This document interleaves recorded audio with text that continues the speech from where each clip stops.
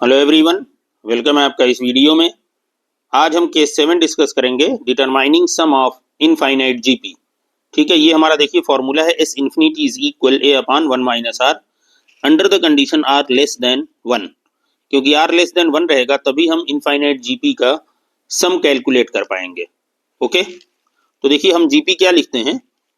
GP हम general लिख रहे हैं कि A R square, A R cube and so on. nth term लिखेंगे A R to the power n minus 1 and so on up to infinity. ठीक है, तो देखिए यहाँ पे हमें जो फार्मूला पता है वो है सम ऑफ n टर्म्स या sum up to n terms. Sum up to n terms is sum up to n terms S N, जो हम लिखते हैं, क्या लिखते हैं यहाँ n terms means R less than 1 पे, क्योंकि आर लेस देन 1 पे ही हम डिस्कस कर रहे हैं। ओके, तो sum up to n terms हमारा क्या होता है, ये होता है a within bracket r less than 1 minus r to the power n upon 1 minus r।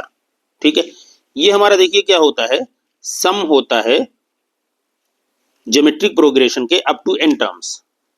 Okay, ठीक है, यहां पे हम कंडीशन ले रहे हैं r लेस देन 1। ओके, अब हम क्या करेंगे, कंसीडर हियर लेट, अगर हम n को टेंस कर रहे हैं, if n tends to infinity, अगर हम n को इंफिनिटी तक प्रोसेस कर रहे हैं, means up to n terms जो हम कह रहे हैं ये इंफिनिटी हो, n टेंस टू इंफिनिटी।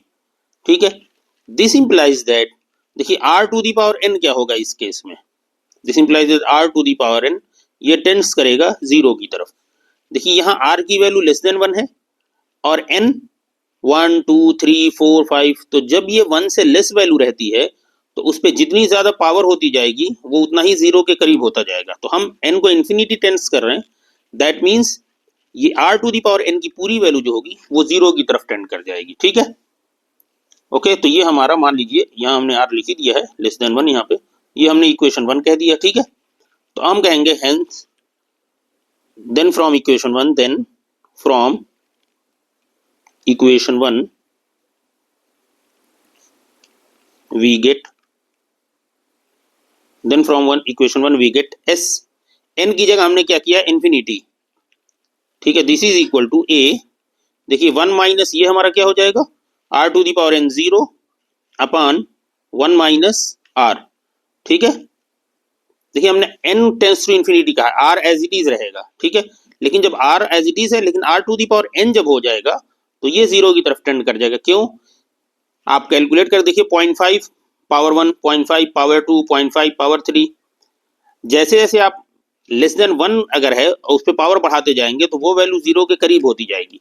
तो जब ये वैल्यू इंफिनिटी टेंड्स करेंगे तो r to the power n पूरा क्या होगा, 0 की तरफ टेंड कर जाएगा। ठीक है, तो दैट मीन्स देखिए 1 माइनस 0 क्या हो गया, 1 हो गया। तो हम क्या लिख सकते हैं, this means s infinity is equal to 1 minus 0, 1 हो गया, तो that means a upon 1 minus r। ये हमारा प्रूफ हो गया। ठीक है, प्रूव्ड। तो जो हमने फॉर्मूला हम लेके चले थे उसको हमने प्रूफ कर दिया। लेकिन हाँ, यहाँ याद रहे ये कंडीशन आपको जरूर लिखनी है कि r यहाँ पे लेस देन 1 रहेगा, ये कंडीशन जरूर लिखनी है। ठीक है, उम्मीद है आपको ये प्रूफ समझ में आ गया होगा।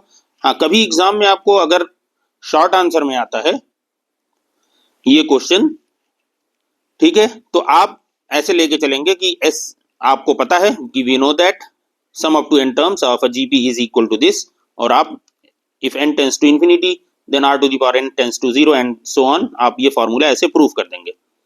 लेकिन अगर यही आपको क्वेश्चन आता है कि prove that sum of infinite GP is equal to s infinity is equal to a upon 1 minus r where r less than 1, इसको अगर प्रूफ करने को आता है और लॉन्ग आंसर में आता है तो उस केस में आपको इस फॉर्मूले को भी प्रूफ करना पड़ेगा और उसके बाद आपको ये प्रोसेस करना है नेक्स्ट जो हमने किया है यहाँ पे।